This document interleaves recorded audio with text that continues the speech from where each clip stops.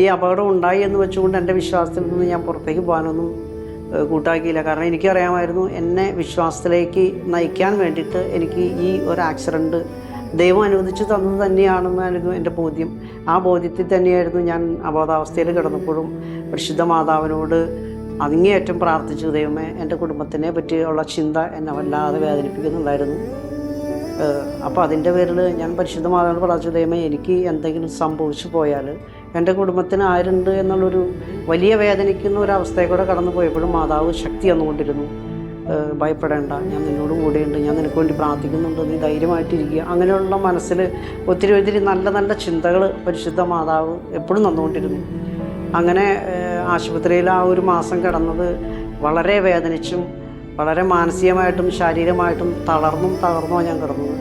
വീട്ടിലേക്ക് പോന്നപ്പോഴും എൻ്റെ ചിന്ത എൻ്റെ കുടുംബം ഇനി എങ്ങനെ മുന്നോട്ട് പോകും എന്നുള്ളതിനെപ്പറ്റി എനിക്ക് വളരെ ആശങ്കയായിരുന്നു.